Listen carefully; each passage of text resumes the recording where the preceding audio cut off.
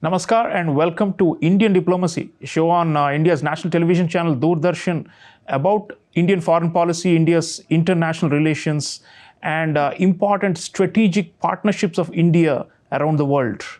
Viewers, this episode we are taking a close look at arguably the most important bilateral partnership of India with the United States. Given the impending arrival of the second administration of President Donald Trump, what will be US-India relations in the coming 4 years? What kind of new opportunities and challenges might arise? And how can the two partners take the special relationship to the next level? These are the lines of inquiry for this show. And to discuss this, I'm being joined from Washington, D.C., by one of the best known analysts of US-India relations who is based in the US. She's Dr. Tanvi Madan. Dr. Tanvi Madan is a senior fellow at the Brookings Institution, one of the top American think tanks, and she specializes on US foreign policy towards Asia, towards India and China in particular, and is the author of a highly regarded book on the triangular relationships of China, India, and the US. Dr. Madan, welcome back to Indian Diplomacy. Thank you. It's good to be back on your show.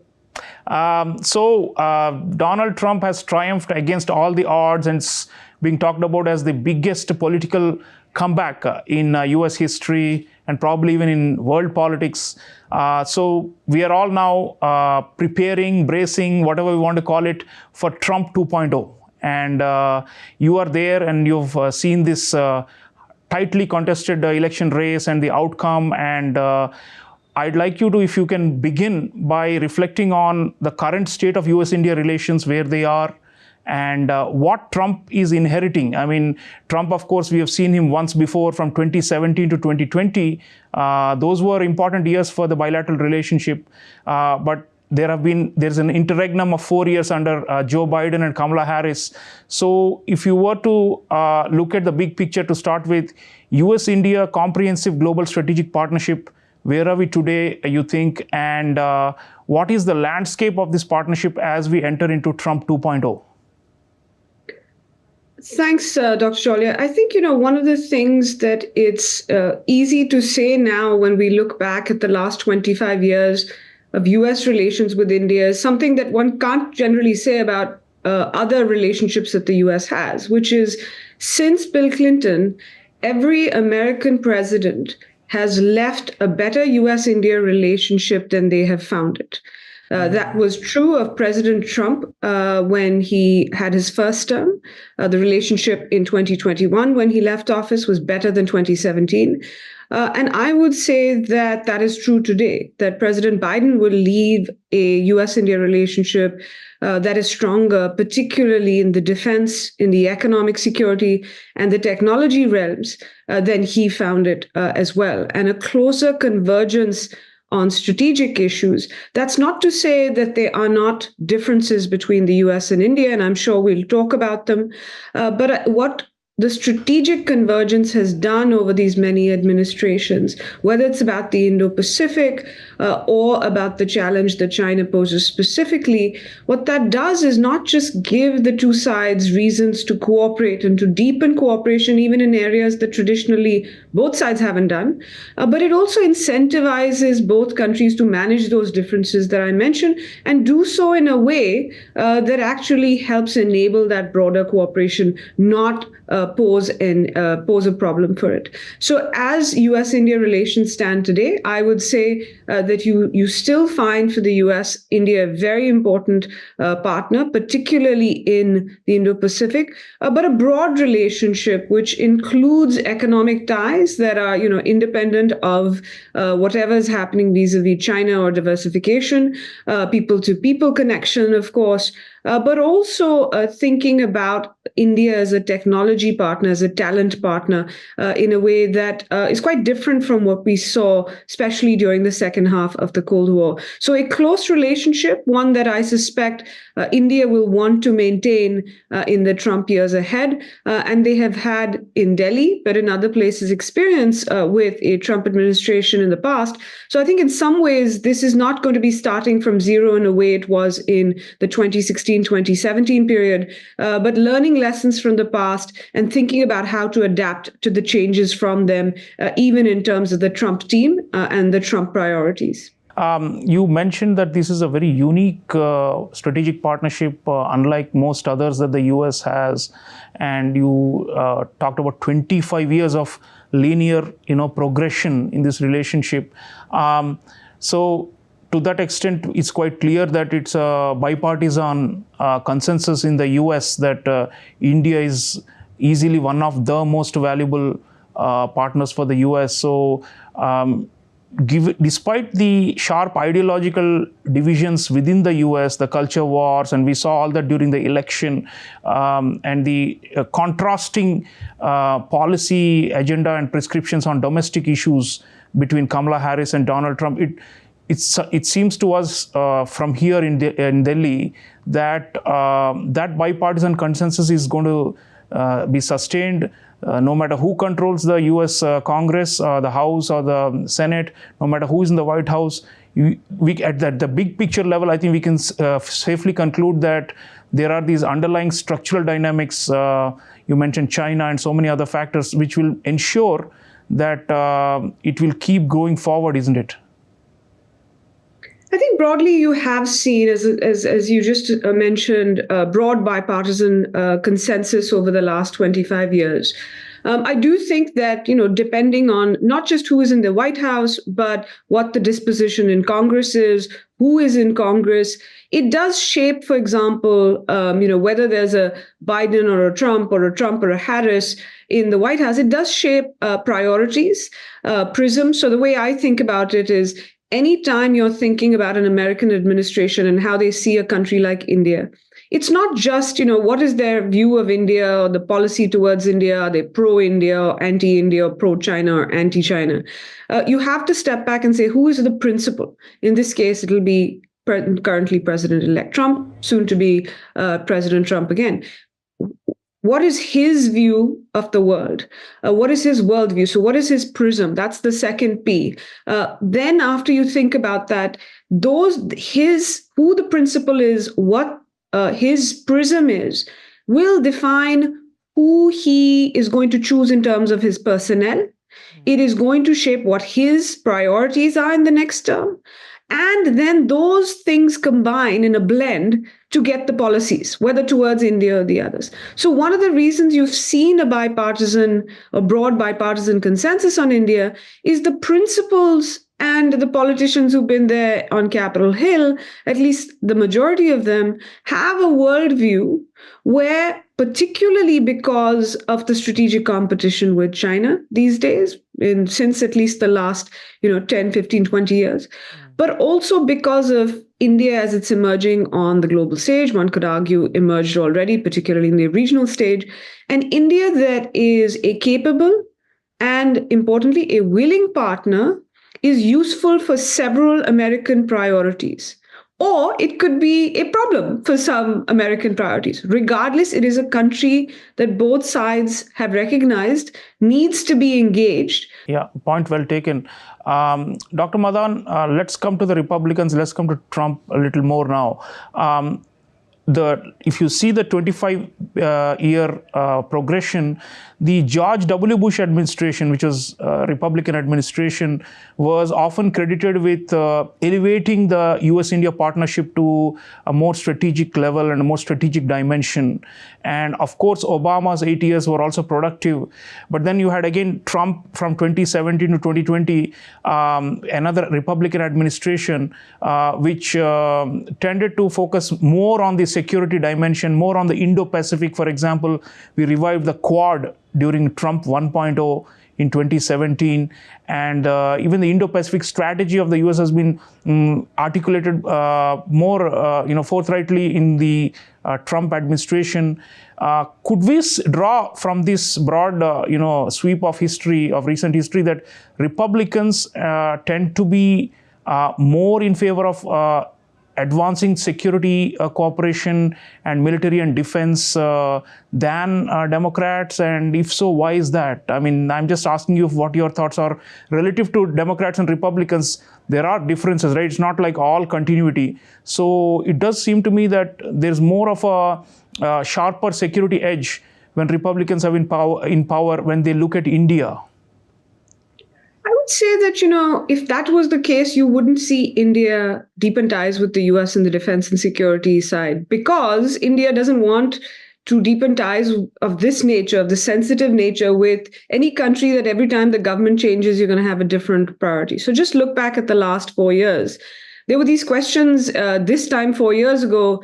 Is a new Biden incoming administration not going to focus on security issues? Is going to be more accommodative to China? Is it not going to give a priority to India? Or, is it going to only focus on the values pillar of the relationship? Turned out none of that was true, right?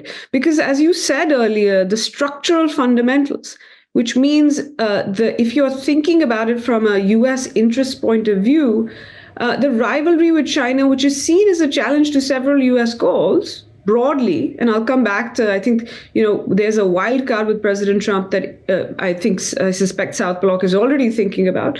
But nonetheless, if you start from a point that if the prism and the worldview that the US has is that it is in a strategic rivalry with China, which the Biden administration pointed out was the only country that has the ability to challenge the US in several areas in a massive way, then a relationship with India, as long as India is willing, as long as India shares that worldview of China as a challenge, then you see the defense and security and technology ties will be deepened. So if you look back at the last 4 years, you've actually seen defense and security ties between the US and India deepen even further than in 2021 or January 2021. You've not just seen it on the bilateral side. You've seen, for example, the Quad take on more maritime security dimensions. You've seen more, for example, economic security collaboration. That only happens with countries that there is more trust in, where it is a strategic idea. In the recent bilateral statement, a significant step, and arguably potentially transformational if it goes through, was this idea that the US and India would work together to set up a semiconductor fab in India that would be focused on national security and military uses. So I think this thing, the broad structural fundamentals, whether with Democrats or Republicans, have been there. And I think the Biden administration has been transformational on that defense, economic security, and technology side. And I suspect there will be several people in this administration coming in that will want to see more of that. But I think it will come down to that question: how much the US is willing to do with India will depend then, and how it will see India will depend not just on bilateral issues, but how President Trump sees China. Yeah, and on that point, like you said, it's been contradictory. 2017 to 2020, initially he launched a massive trade war, and then later on he entered into a deal to try and manage the economic competition with China. So this time around also, Dr. Madan, everyone is interested in knowing what will be the nature of the trade war. It's almost decided that there will be a trade war because that is Trump's trump card. The question is on the economic front. Also, it's not only security, like you said. How willing is Trump to press on all the accelerators to pressure China on the trade front and, convince or coerce American companies to disinvest from China? To the Biden administration was talking of friend-shoring. Maybe Trump is more of an economic nationalist and will look at onshoring, as in bringing back manufacturing to the US rather than to its partners and allies in Asia and beyond. So the question is, what do you think is the future of the economic relationship, which has been steadily growing? Even under Trump, Trump, despite the steel and aluminium tariffs and those sort of issues, the trade has continued to grow, although not at a breakneck speed, and it's steady. It's not like a revolutionary increase, like we have not reached $500 billion or $1 trillion India-US trade. But with Trump, there is always that cloud hanging that maybe that issue will come to the fore and probably play spoilsport or become an issue with India. What do you think? So I think it depends on how it's approached. But let me just step back on the trade question, because this is not India specific. One thing we know about President Trump from his history, not just from when he was a politician, there are three issues on which he has had very strong personal views. Usually he is not a person who he doesn't take a very ideological view, but he has very strong preferences on three different things. One is alliances. He thinks, he's much more transactional. He says, what are you doing for me lately with allies? Now, India doesn't have that problem because it's not an ally. And India, like it did in 2017, will make the case to him again. We're not actually asking you for a commitment. We are actually saying we're going to contribute. There will be that element, and this is also an economic element on the defense side, where one question will be, as you mentioned, you've seen now in the previous administration a mix of an approach of reshoring or onshoring, so bringing things back, manufacturing, including in the defense industry space back, nearshoring to Canada or Mexico. And the third has been friendshoring, including to countries like India. And that has also in the defense realm been in the defense industrial space. So, American companies co-producing in India, producing components. This is why, as Raksha Mantri Rajnath Singh has noted in the past, that when you look at India's defense exports, a lot of those come to the US. That's the topmost country destination for India's defense exports. That's because American companies have made India part of the supply chain. One of the things you might see with President Trump administration in the defense industrial space, but otherwise, is it depends on how the debate on alliances, but also on the economic side plays out. How will he look at American defense companies co-producing in India instead of, some will, say, he will say, you bring it back here. Second, so alliance has been one issue. I think this will be less of a problem for India because India will say, we're a partner, we are burden sharing, we don't have a commitment, and we're not, you're not giving us money as such. The second area President Trump himself has had strong feelings is trade. He thinks that America has been taken for a ride, and that other countries have either high tariffs or non-tariff barriers, or don't give American companies and goods market access.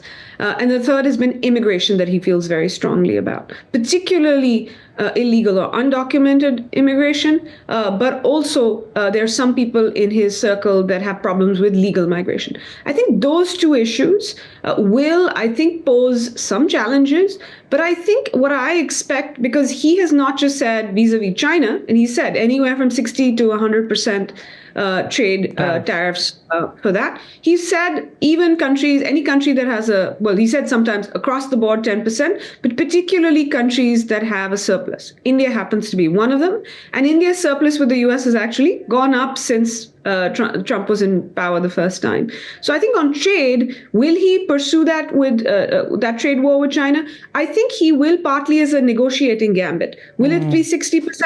Not necessarily that could be an opening gambit. It could be him saying to Xi Jinping, that's my terms. Now, what are you going? And he's been very clear that sometimes he does this as a negotiating stance.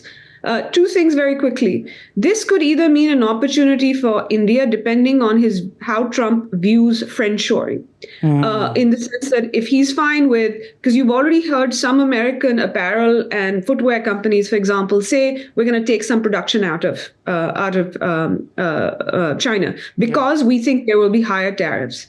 For India, this is an opportunity. Now, this is not to do with Trump. I think this is a broader case to be made. Currently, those companies are saying we're thinking about Cambodia, Vietnam, Bangladesh, others. It's an opportunity and moment for India to say, no, you should actually, even on textiles, consider India. Yeah. The challenge for India, even if there are tariffs on China, is what does this do to the global economy? What does this do to India's imports from China?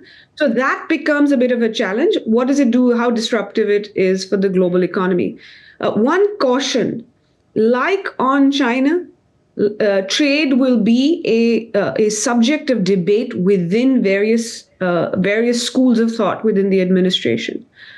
Some people on the political side will argue that one of the reasons President Trump won this election is people's concerns about inflation. Tariffs, high tariffs could have an inflationary impact. So that is not the way you want to go about it, or you don't want it to be too high. That is one possibility. Others could argue that, yes, this is the way you want to do it. So I think there's still going to be a debate, whether on trade, whether on China, whether on friendshoring, reshoring. And with Trump, there's always a tussle because he brings the populist approach, and then there's the so-called permanent state or the deep state of the bureaucracy, which has a more long-term view and wants the U.S. to maintain its global leadership. Dr. Madan, we are running out of time, but I want to take you up on one more point. Regional strategy, Indo-Pacific, you already mentioned. In fact, our External Affairs Minister, Dr. Subramanian Jaishankar, also commented after the US election results that he expects that the hedging by many countries will increase now that Trump has come into power. So I'd like your comments on this, because hedging is the idea that you're not fully committed because the US itself under Trump will not make any commitment to defend any of its allies or partners as much as the Democrats and the liberals do. So I'd like you to reflect on that. Is the US going to become, quote unquote, more unreliable? And suppose there's a crisis, suppose China attacks any one of these countries, including India. How credible are US security guarantees and promises of support, and or will we all have to relook our relationships with China in the Indo-Pacific because we cannot bank on the US anymore? That's always been the problem with Trump, because he says, I'm not going to spend blood and treasure on some faraway island somewhere 10,000 miles away. Look, I think as far as India is concerned, India has chosen not to have a security guarantee from the US anyway. India has always hedged. I don't call it hedging. I call it India's strategy of diversification. Because India, since independence, and every government, no matter how different they are in India, every prime minister has followed a policy of diversification. You can call it non-alignment in the Cold War. You can call it multi-alignment today. Underlying it is maintaining a diversified portfolio of partners because you fundamentally think that you don't want to outsource your security to another country, because you think other countries decide things on their interests. And that has been, India either is uncertain or doesn't want to be over dependent on any one country. So I think India has always kind of, I don't like the word hedging because it suggests that India is kind of a swing state, equidistant from US and China or other.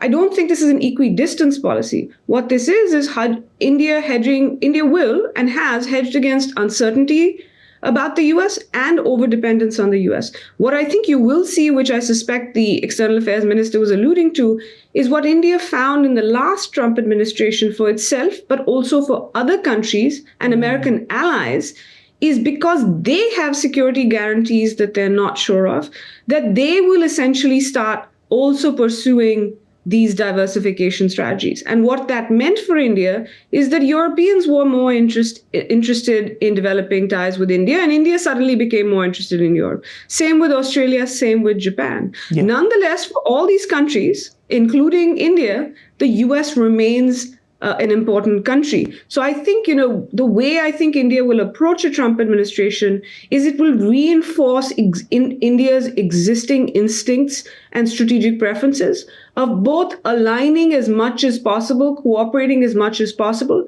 but not depending on that for its existential security, and therefore doing two things. One or three things: indigenization, continuing to build Indian capabilities. Second, widening and deepening other sets of partnerships. And third, I expect that India will therefore also be incentivized to try to stabilize that relationship with China, as it is already doing. But at the same time, it'll have to watch very carefully that if China thinks that it's in a better shape with the US relationship, it could put pressure on India. Just finally, you had a Trump administration that extended support to India during Galwan. So at a time, and took India's side in a very public way, in a way some traditional Indian partners did not. So I think it will depend on the worldview about China. It will depend on the personnel, not just at the cabinet level, but key positions like the National Security Council. And it will depend on how much countries think India, a country like the US thinks India will actually be a willing partner. Because just like India asks, what have you done for me lately? Are you reliable? The questions are also there in the US. It's vice versa. How reliable is India as a partner, including if there are other contingencies in the Indo-Pacific? Absolutely. So, viewers, fascinating discussion with Dr. Tanvi Madan of Brookings Institution. And I think the sum of what she's saying is that it's not necessarily everything is set in stone. There's still going to be a lot of debate within the incoming Trump administration between different factions.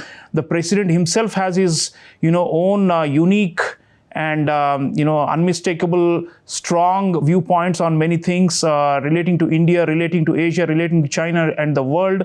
But then there are many other players in the system. The US is not, it's a presidential system where there's a lot of executive power in the hands of the the occupant of the White House, but there are so many other players who are also there. And I think India will be also wanting to work with all of them to mitigate some of the potential rough edges that might come in because of the Trump factor.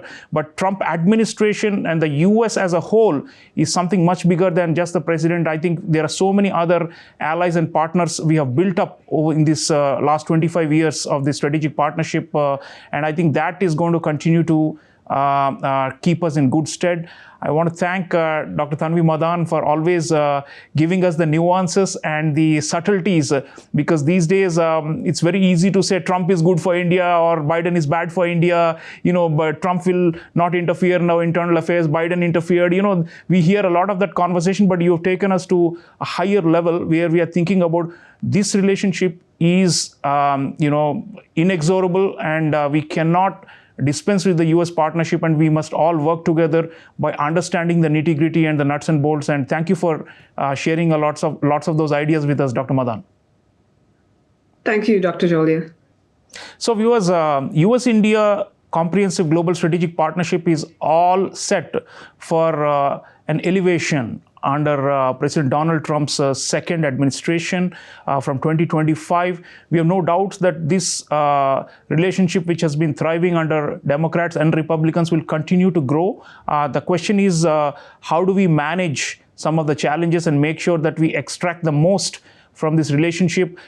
India's relationship with China is always going to be a very, very central factor in the way we deal with the US, and so is the US's relationship with China. That will impact how the US approaches India. So this, keep an eye on this triangle, and it's always been a fascinating one. There have been so many different shifts over the time, but now it's quite steady. The US-India partnership is going to grow, and we will have to manage the China challenge together. And that's the big, takeaway in the coming 4 years. And we will hope that President Trump and the entire system there also align on this point. So let's keep close watch on this triangle, US, China, India, and how that is going to ultimately shape the future of US-India bilateral relations. Thank you for watching. I'll see you again next time. Until then, take care.